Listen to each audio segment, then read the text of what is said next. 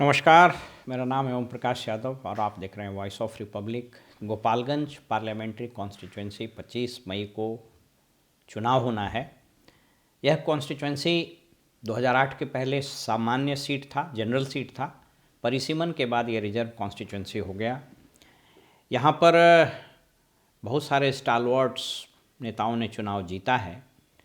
कुछ महत्वपूर्ण नाम आप सुन लीजिए। मैंने बताया था काली प्रसाद पांडे, एक बाहुबली चेहरा, इंडिपेंडेंट 84 में जीते थे। अब्दुल गफूर साहब भी यहाँ से जीते। उसके बाद रघुनाथ झा, समता पार्टी जब बना था नीतीश जी के साथ, वहाँ से जीते।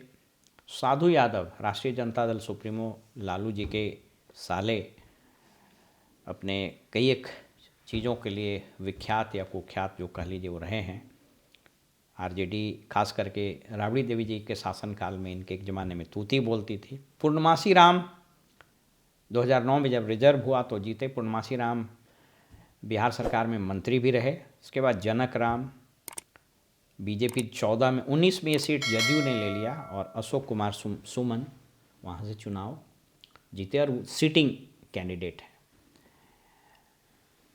गोपालगंज बेशक लालू जी का गृह जिला है, फुलवरिया उनका अपना गांव है, लेकिन एकाध अपवाद को छोड़कर के वहाँ पर बहुत स्ट्रॉन्ग होल्ड इनका नहीं बन पाया। उसके बहुत कुछ महत्वपूर्ण कारण थे। कदाचित यह सीट बहुत सेफ नहीं लग रहा था, इसलिए राष्ट्रीय जनता दल ने यह सीट वीआईपी को दिया और वहाँ से प्रेमनाथ चंचल उर्फ चंचल पासवान ये चुनाव लड़ रहे हैं। तो सीधा मुकाबला आप यूँ कहें कि अशोक कुमार सुमन और प्रेमनाथ चंचल उर्फ प्रेमनाथ पासवान जो कह लीजिए उनमें है। कास्ट का कॉम्बिनेशन जानने से पहले एक दो चीज़ और जान लीजिए कि गोपालगंज और सिवान, मैंने चर्चा की, गोपालगंज की इकॉनमी 2-3 कारणों से बड़ी थ्राइव की है। पहला, अरब कंट्री से आने वाले पैसे। जब मैं वित्त विभाग में भी था तो बैंकों में जब सीडी रेशियो पर चर्चा होती थी तो उसमें गोपालगंज और सिवान वगैरह का नाम बड़ा प्रमुखता से आता था, क्योंकि बाहर से पैसे बहुत ट्रांसफ़र होते थे। दूसरा, वो गोरखपुर से सटा हुआ ज़िला है, तमकोही बॉर्डर है, और चूँकि वहाँ से golden quadrilateral scheme Atal ji की जो योजना थी वो पास की एनएच पर है, तो उसके कारण उस इलाके में बहुत इंफ्रास्ट्रक्चर में बहुत डेवलपमेंट हुआ है। शहर पुराना ही है, शहर में बहुत ज़्यादा एक्सपेंशन का स्कोप नहीं है, लेकिन चूँकि गोरखपुर से सटता है तो उस पूरे स्ट्रेच में लैंड भी बहुत कॉस्टली हो गया और डेवलपमेंट भी हुआ है। मुस्लिम की बहुत अच्छी आबादी है यहाँ, लगभग 17%। इसके अलावा राजपूत की आबादी भी ठीक है। यादवों की आबादी अपेक्षाकृत उतनी नहीं है, करीब करीब 7% के आसपास होगी। ब्राह्मणों की ठीक ठाक आबादी है, 4 से 5% के आसपास आबादी, अलग अलग टाइटल से। सहनी की भी आबादी 1-2 से 2% के आसपास है। तो ये ज़िला स्ट्रेटजिक रूप से बड़ा महत्वपूर्ण रहा, और जब से जदयू यहाँ पर का इंट्रेंस हुआ, मतलब 2005 के बाद से, तो आप देख लीजिए कि 2005 के बाद से लगातार ये सीट, मतलब 9 में पूर्णमासी राम, 14 में जनक राम और 19 में अशोक कुमार सिंह, तो ये गढ़ रहा एनडीए का। लेकिन इस बार इतना आसान नहीं है। अशोक कुमार सुमन एज सच अपने क्षेत्र के लिए कोई बहुत बड़ा काम करा दिए ऐसी बात नहीं है। चूँकि वो लोकेशन बड़ा स्ट्रेटजिक है, वहाँ से एनएच और वो गोल्डन क्वाड्रिलैटरल स्कीम्स वहीं से क्रॉस करता है, बॉर्डरिंग एरिया है, इसलिए वहाँ पर बहुत काम हुआ। आरजेडी भी वहाँ से बहुत उत्साहित नहीं थी, इसलिए अपना सीट नहीं उतारे, तो एक बहुत ही हाइप वहाँ क्रिएट हुआ ऐसा नज़र आता नहीं है। बहुत ही कन्वेंशनल तरीके से वहाँ चुनाव हो रहा है। दोनों कैंडिडेट ने अपने अपने हिसाब से पूरी ताकत लगाई। हाँ, मुकेश सहनी बहुत एग्रेसिव है, चूँकि इनके नाम से ये टिकट गया है।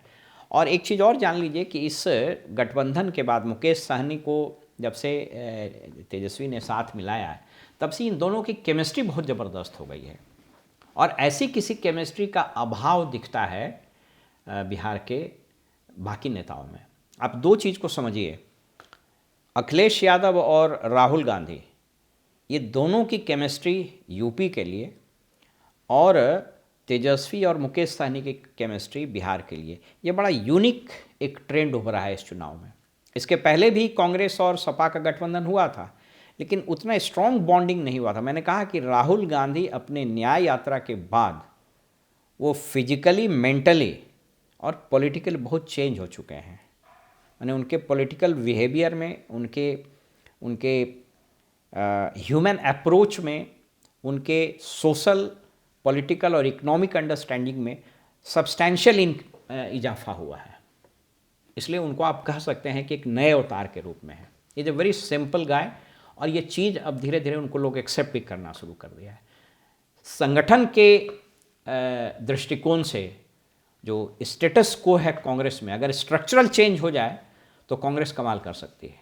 बहरहाल ये उनका काम है, मैं उनका कोई एडवाइज़र नहीं हूँ, लेकिन ये परसेप्टेबल है चीज़ें। इसलिए गोपालगंज में अगर तेजस्वी का जादू चला और ये कॉम्बिनेशन कोई काम किया, यूथ के प्रति जो आकर्षण चला, बड़ी संख्या में बेरोजगारी है, इसीलिए वहाँ लोग पलायन कर जाते हैं, अरब चले जाते हैं, लेकिन उससे समस्या का समाधान होना नहीं है। तो नीतीश का नौकरी, तेजस्वी का नौकरी वाला वादा और सरकार बनाएंगे और बीजेपी को हटाएंगे, जुमले वाली सारी बातें, वो यहाँ पर बहुत ही परसेप्टेबल दिख रही है। इसलिए न चाहते हुए भी वहाँ पर इंडिया गठबंधन यानी वीआईपी का जो कैंडिडेट है, बहुत स्ट्रॉन्ग टक्कर दे रहा है अशोक कुमार सुमन। अशोक कुमार सुमन के अगेंस्ट में एंटी इनकम्बेंसी, नीतीश कुमार के पॉलिटिकल कैरेक्टर के कारण जो एब्रेशंस हुआ है, जो इरोजन हुआ है वोट का, इसका खमियाजा उनको भुगतना पड़ेगा। अगर परसेंटेज वोट का बहुत बढ़ा हुआ है तो आप जान लीजिए कि that percentage will show the trend towards change. अगर परसेंटेज 60 के आसपास हुआ तो आप ये मान लीजिए कि वह परिवर्तन के लिए वोट हो रहा है, और अशोक कुमार सुमन के लिए बहुत मुश्किल हो जाएगा, क्योंकि इस बार इंडिया गठबंधन के वोटर्स बहुत एग्रेसिवली बाहर निकल करके वोट दे रहे हैं, और इसके ठीक उलट एनडीए गठबंधन के वोटर्स उतने एग्रेसिव नहीं। ठीक है, गए वोट दिए, एग्रेशन वो नहीं है। इसलिए इस परिणाम में यदि 3 बार का एनडीए का गढ़ टूट जाए तो किसी को कोई आश्चर्य नहीं होना चाहिए। फिलहाल हमें इजाज़त दीजिए और आप देखते रहिए वॉइस ऑफ रिपब्लिक। नमस्कार।